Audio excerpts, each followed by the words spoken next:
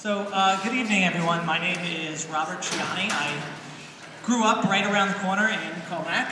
I'm a Comac high school graduate, 95. Go Cougars.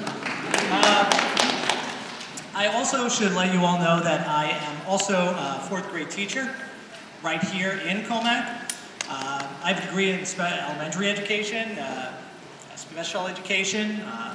I also have a professional diploma in school district administration. And I do a lot of work with the union. You know, I talk to teachers, and I serve up the red meat. I know a lot of the teachers in this room, and I am totally stepping outside my comfort zone tonight because I'm not going to talk to you about politics. I'm not going to talk to you about anything other than somebody I'm an expert in, my own son. This is my son, Grayson. As you can see, by God's grace, he inherited his mother's looks. And I think the world is a better place for that. And like everybody in this room, the birth of my child, my son,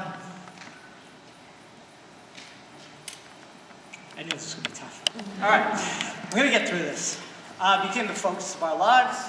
I've never thought so hard about the ingredients in every single one of my household cleaners when I had a child, or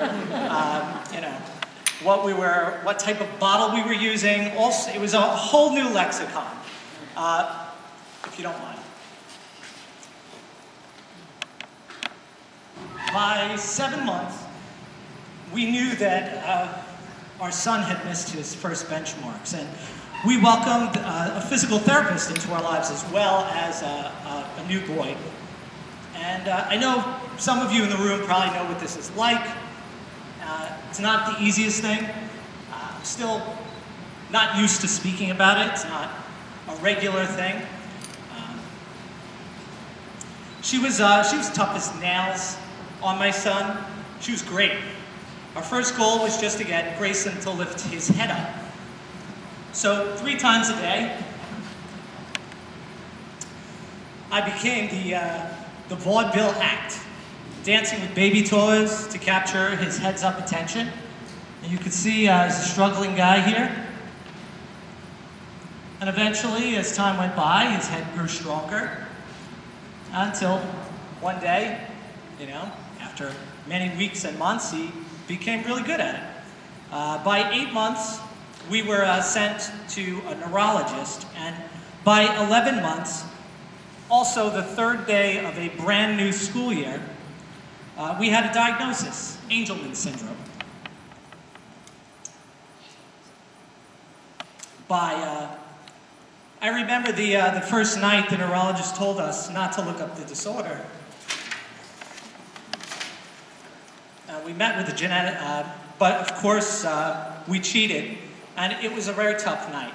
Angelman syndrome's a kitchen sink sort of disorder. It's got seizures, sleeplessness, inability to talk ever. And in case you didn't realize it by now, us Italians, well, we like to talk. And possibly the inability to walk, toilet, dress, in other words, a total cluster. Well, this is G-rated for them. We'll just call it a blind side.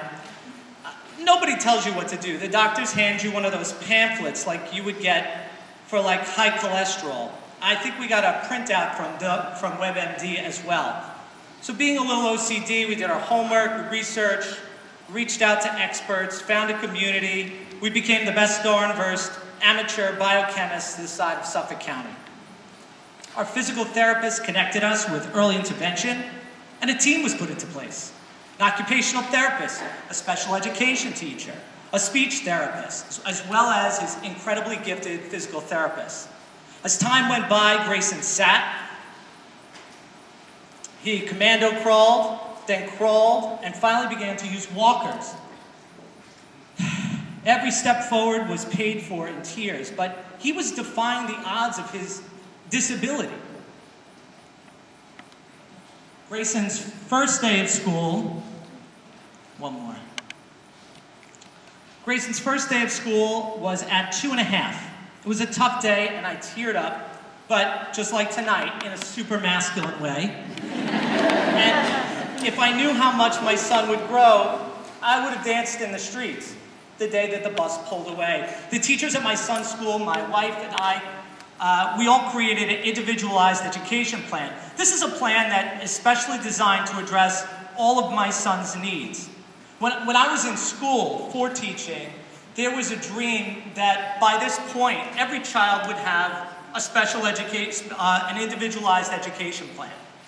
A plan that every single child, whether you had special needs or your regular needs, but every child would be treated as an individual, and every child would have a formal, individualized education plan. That's what my professors told us that we were headed.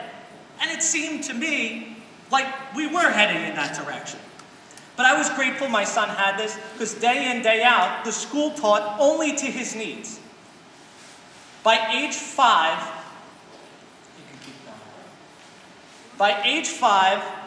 my son was walking all by himself. He talks with an iPad mini and definitely gets his point across. And yes, he even talks with the Italian hands. We're working on helping him to get himself dressed, eat with utensils, and of course, navigating his steps better, as we have a dog, a bulldog, who is lazy and lies about the house, and my son needs to step over this dog at some point. I don't know what the future will bring to my son, but I think we've shattered the glass ceiling here already, and it's all thanks to my son's family of teachers. What's the point in telling you all this and putting myself through this tonight?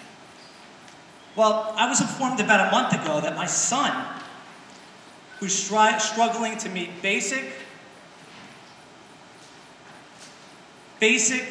skills that he will need for his life, is going to have to sit down and take the New York State Common Core math and ELA tests when he reaches the 3rd grade. A test that fails 70% of regular ed students.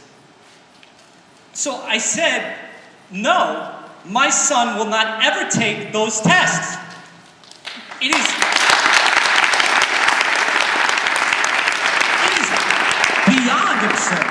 My son's education plan is suited to his needs, Grayson's needs. My son will not be held to an impossible standard where 70% of students in New York State fail. My little man is busting his tail to achieve basic life skills and should not be insulted, belittled, degraded by an impossibly high benchmark. My son's teachers, his miracle workers, should not be punished for teaching to his needs day in, day out. I say no.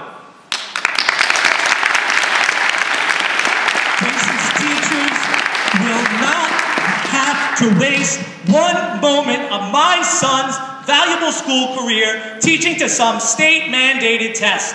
She can teach him the lessons that he needs that day, at that point in his development. And heaven forbid, allow him to continue loving to learn and grow.